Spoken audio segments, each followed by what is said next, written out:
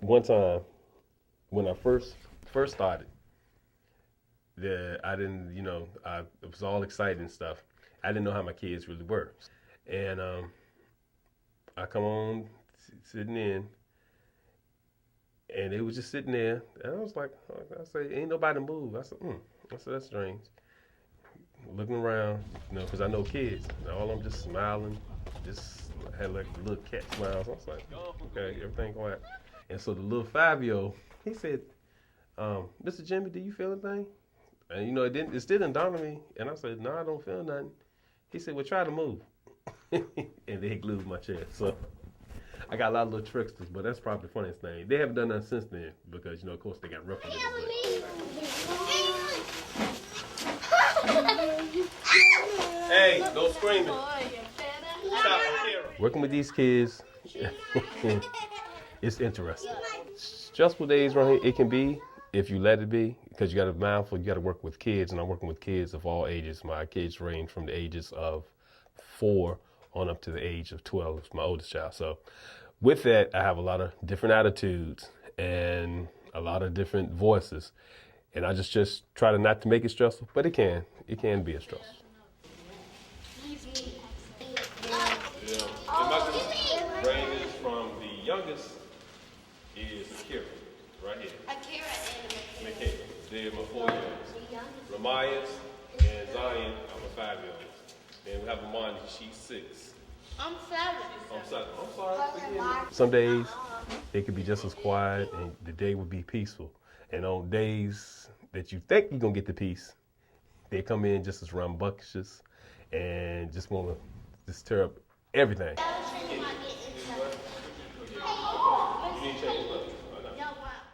So each day I take it as a challenge because I never know what to expect. It's surprising. They surprise me. Sometimes I'm so mad, like this week, I want to kill them, but then there's other weeks where you can't help but to love them. I wish all of them were my own children. We come back in from the outside, the ones that have homework sit at the table with me. I like kids because I don't have none of them, so I love children. And another reason why I chose this job is that it was with my church, and I grew up in this church. So this daycare has been here as long as I've been in this church. So I've seen friends who grew up and teachers who, grew up with me.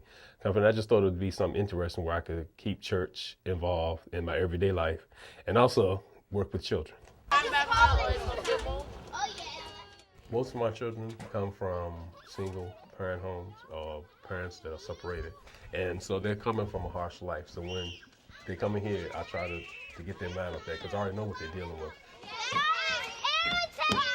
First African is a good daycare because a lot of daycares don't want to be bothered with children coming from broken homes or children coming from social services, children coming from divorced parents. That's what we try to work because those kids are the ones who need help and need attention the most because we're ignoring them.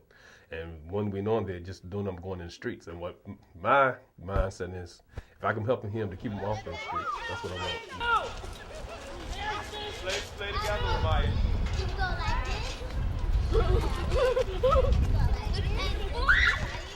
I try to be their friend, but I also try to be their mentor. I want them to be able to come and talk to me. If there's any kind of problems that they might face or something's going on, just be able to come and sit and talk to me.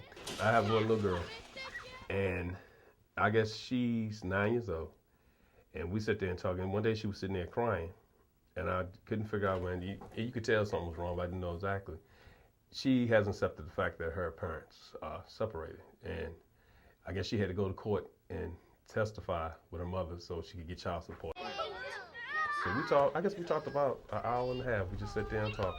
And each day, I don't ask, but I told her if there's any problems, she'll sit and talk to me. But that's just the type of situation that these kids are coming from. But I always try to tell them it's a better day. And just keep faith and keep praying.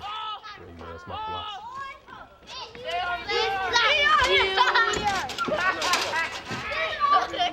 I can put a smile on their face for that little time that they're here. Or when the parents come back and tell Mrs. Gray, they really like coming to Mr. Jimmy's. They call me Mr. Jimmy. They really like coming to Mr. Jimmy's room. And some of them don't even want to leave. They'll sit with me, and I almost have to make them go out. And it's just satisfying knowing that you did touch them. Some kind of way you touch them, touch their heart. So just seeing their smile what makes me happy. Okay, now I'm Just the detail. Okay, how do you make it a space? Who's talking about Well, here, excuse me, madam. You want to read it? Well, right now, yeah, I guess we're in the crunch because last year, about this time, we had, 45 kids. Now we have 23, so it had to cut half, and it's due to a lot of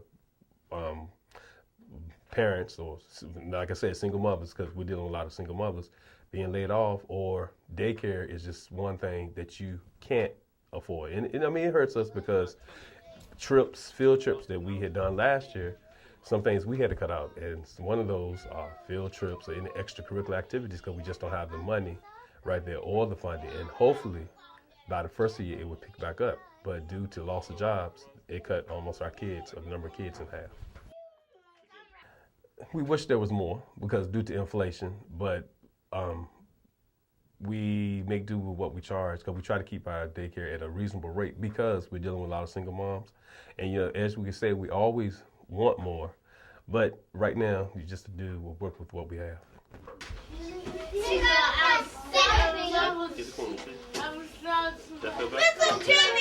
Yes. I have a lot of bright minds, so these kids to me are our next generation. Because I have a couple of girls who, one's mother, she's a reporter on Channel 8, so that's her aspiration. At 5 years old, that's what she wants to be. She wants to be like her mother. And then I have another little girl, she wants to be a lawyer.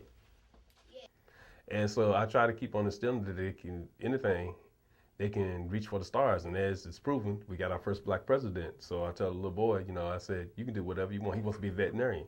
And he's even come to me, he said, is it funny that I want to work with animals? And I said, no. I said, you dream whatever. I said, you'll never know unless you try. I'm not really going to get you.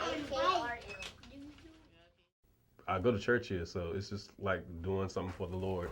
And I'm still here, and I call this as a place of rest, a place where I can get my sanctity. So as long as they have me till they kick me out the door.